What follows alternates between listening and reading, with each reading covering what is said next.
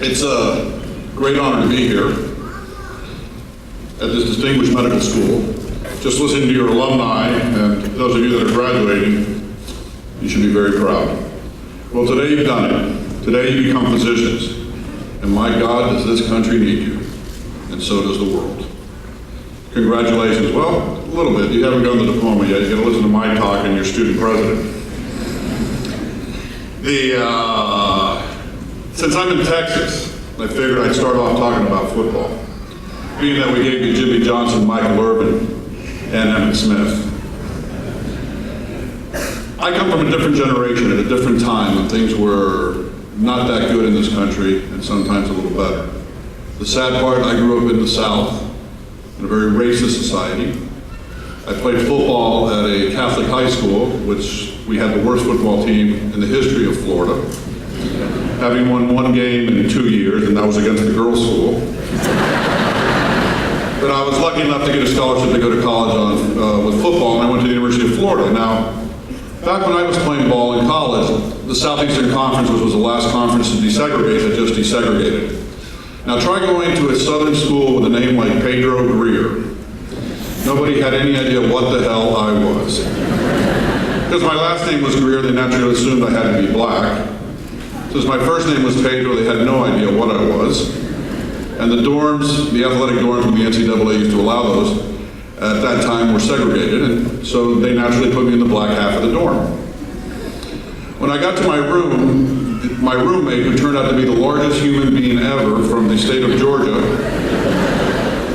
looked down at me and said, shoot, well actually no, you can substitute the two O's for an I, and said, I thought you'd be black. Well, I looked at him, I thought about my options being that I was in a hallway of a dorm, and one of his steps was about 12 of mine. I said, it's worse than you think.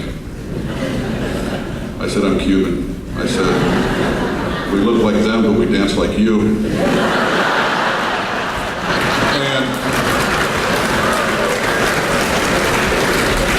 that was one of my first important lessons in life. And that's what I hope to talk to you about today. And I'll try and be as brief as possible. But lesson number one, if they're really huge, befriend them.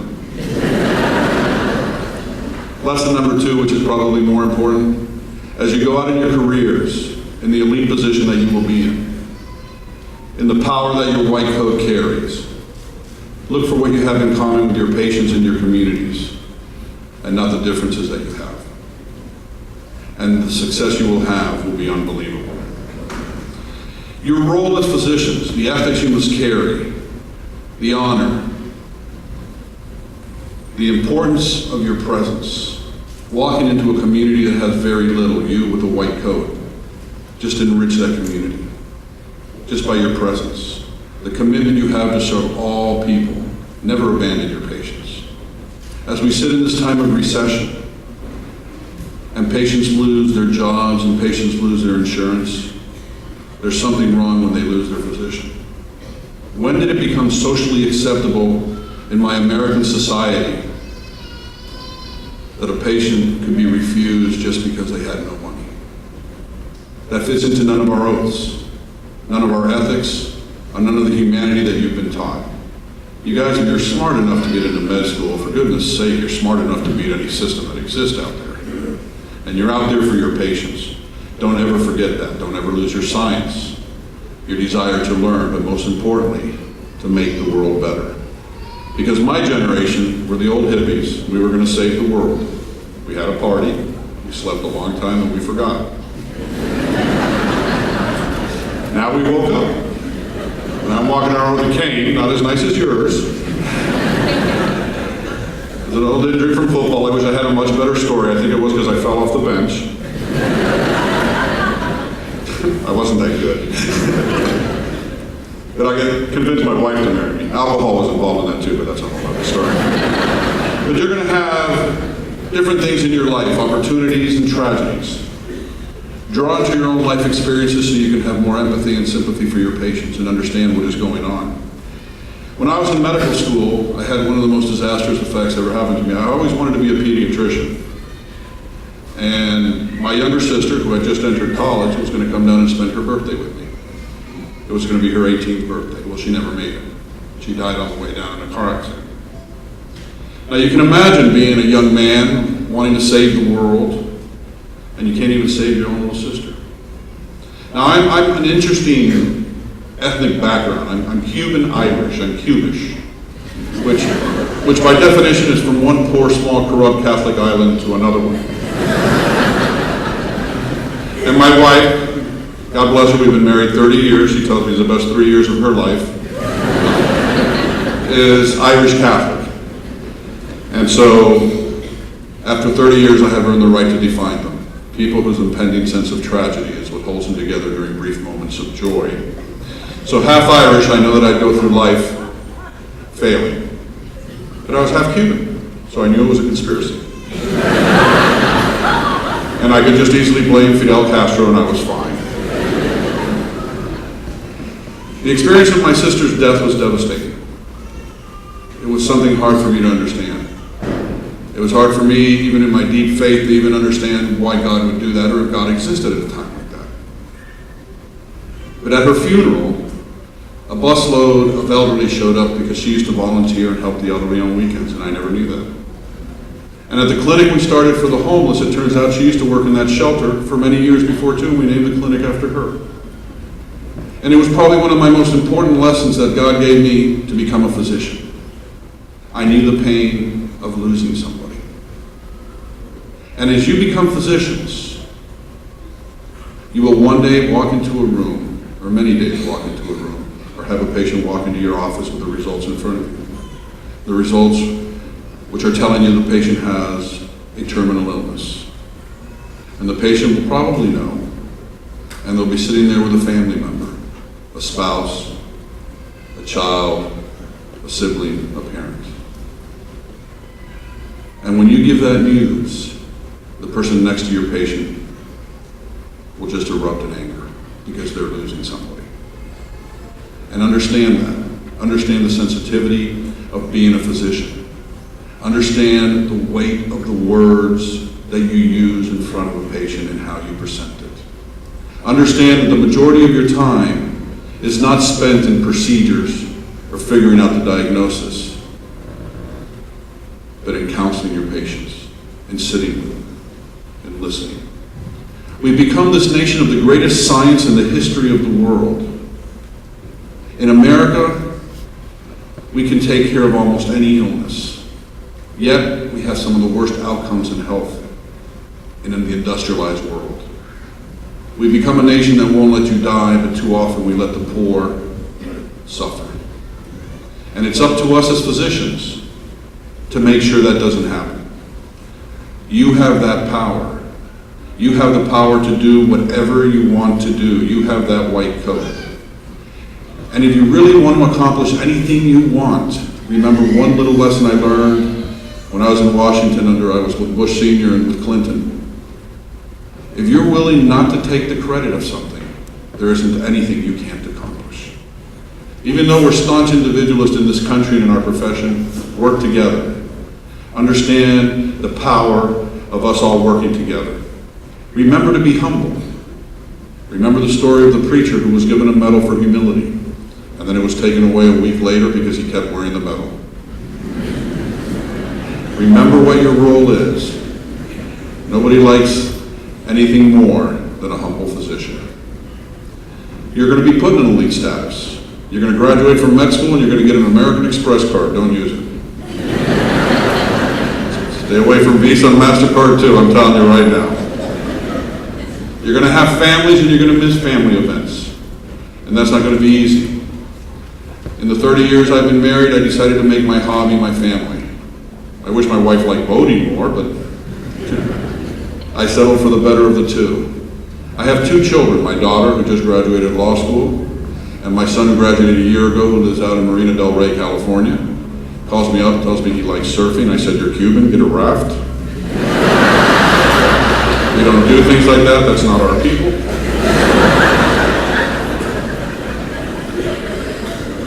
And there's nothing better than the family. But almost equal to that is the care you give to your patients. This is a lifelong commitment. Whether your commitment goes in individual patient care, whether it goes through academia, whether it goes through politics and policy. When I'm in Washington, I could easily argue why haven't they reimbursed me more in my endoscopy procedures or my laparoscopic liver biopsies? Or I can realize that, hey, I paid for all my kids' education. I live in a pretty nice house. I drive a really nice car. What about those that don't? Since you have that word and that power, think of those that you advocate for. And the most important thing I have learned in my career is my interaction with patients and how I have learned from them. I'm a narrative writer, so I'm a storyteller, which comes from being Cuban Irish. It's either speaking Blarney or Comiendo Mienda, one of the two. I'm not going to translate that for those of you that are linguistically impaired. But in our homeless clinic and in our other clinics, my interactions with patients have taught me sometimes more than my Nobel Prize winning professors. So you'll endure just for a second. I'm going to read you a couple stories. It was a Tuesday night at the clinic when a young woman in a tattered red dress came in. She was about 25 years old, but she seemed a lot older. The lines of her battle-weary face barely concealed beneath a smudge of stale makeup, her soiled clothes, a swath of spandex, told the story of her hard life on the street. Her eyes revealed her turmoil. Whatever her story, at the very least, she deserved a bath and a rest. That night I was working with third and fourth year medical students, and I sent Carlos, a third year student, into room 2 where she sat weeping. Within minutes, Carlos rushed out of the room. "Dr. Greer," he exclaimed in a hurried tone. "I can't get a history out of her. I don't know what to do." "What's the problem?" I said. "I don't know. She's crying like a baby. I can't get her to talk to me," Carlos said. "What's your guess? Physical? Emotional? Drugs?" I insisted, giving him a signal to follow me. "I don't know," he repeated more urgently as we walked towards the exam room. "The chart says she's been here once before. Dermatologic problems noted. That's it. No history of sight problems, Doc." "Does smoke crack," he says. "Must be the perks of prostitution." I stepped into the room and found a desperate woman. She was trembling. I extended my hand to greet her. "You are now going to be physicians. You will touch other human beings. You will listen to stories they are embarrassed to tell. You must maintain your ethics and your oath. You must do this with the utmost respect. Your job is to improve the life of other human beings. That is your role in life. We're here to help you." "You hurt somewhere?" I asked, gently nudging her elbow to give her a sense of stability. She was full of tears, gasping for air. "It hurts down here," she said between sobs, holding her lower abdomen and doubling over. "It feels like it's burning and won't stop. Help me. Please help me, doctor." The nurse and I let her calm down a bit before we laid her down, and I was able to examine her. As I palpated her tender belly and examined her further, I concluded that her symptoms and exams suggested a mix of pelvic inflammatory disease and other sexually transmitted diseases. "It'll be okay," I told her, trying to offer a little reassurance. Slowly she began to tell us why she had really come to the clinic, when she could have gone to the gynecologist at the public health unit. "I was raped hard last night," she said, as she doubled over again in tears and in shame.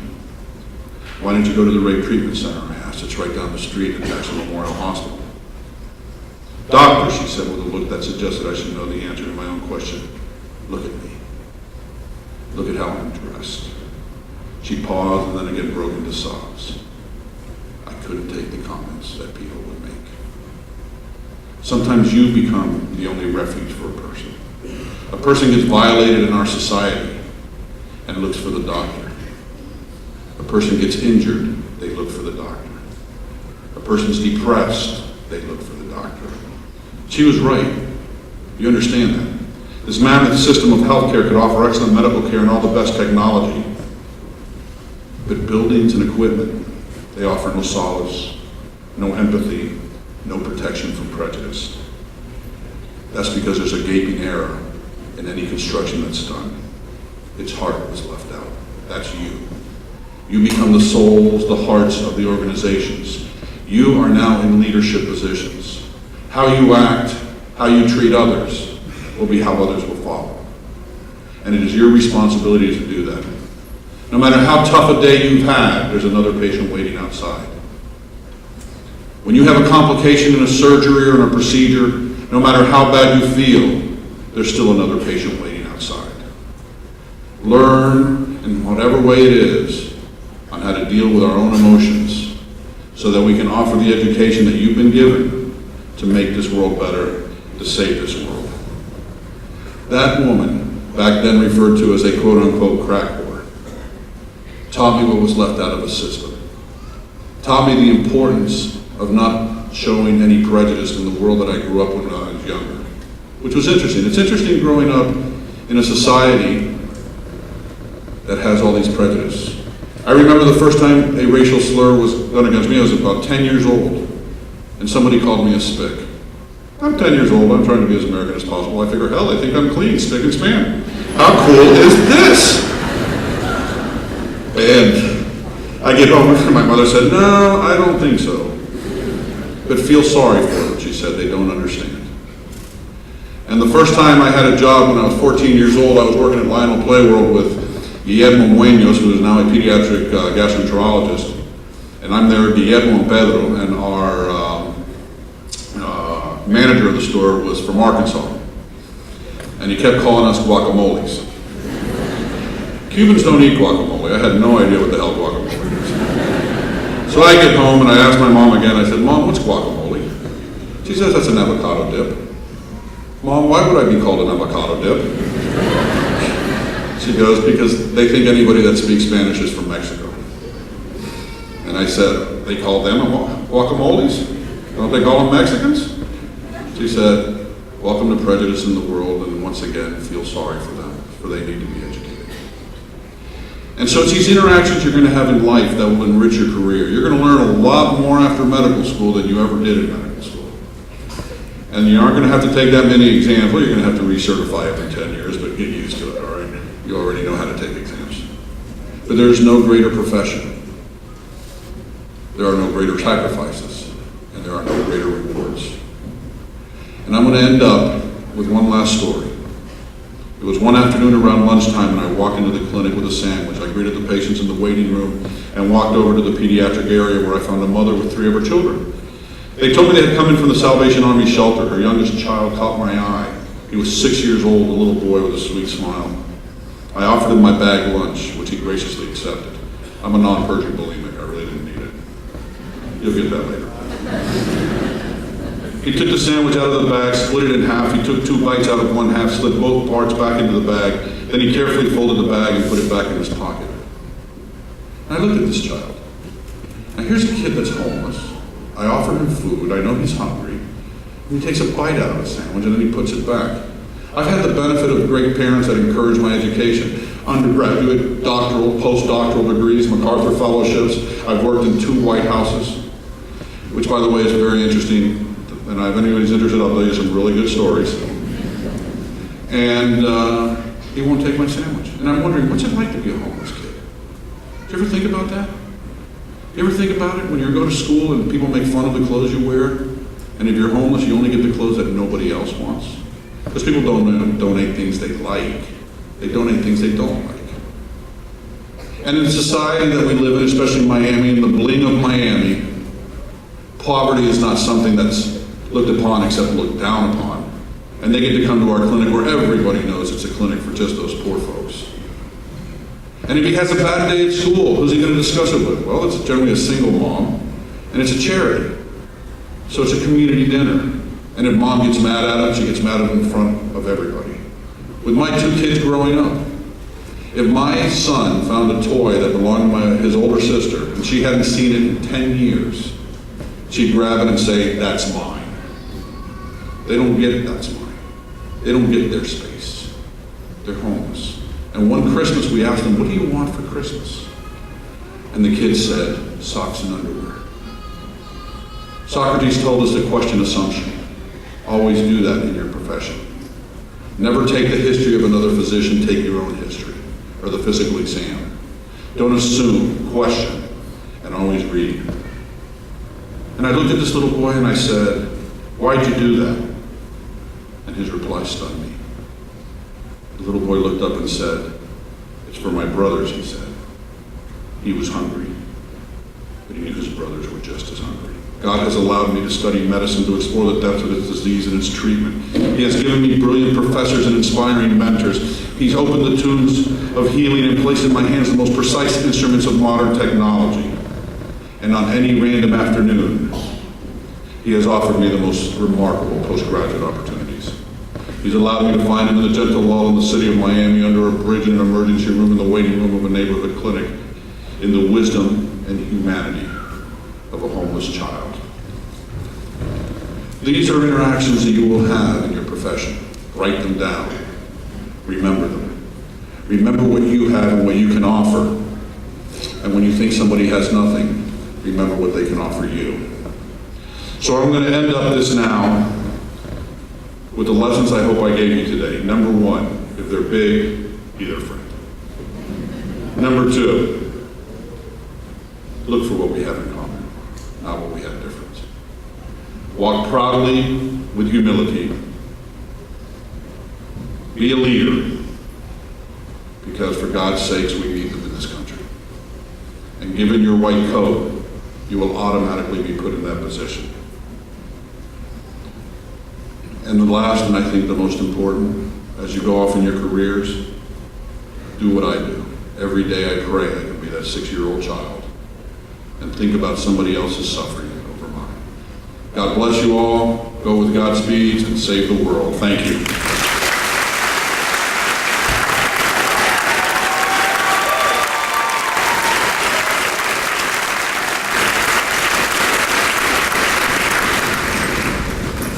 Dr. Greer, if you would step back to the podium, we'd like to present you with a token of our appreciation. Let's go out in front.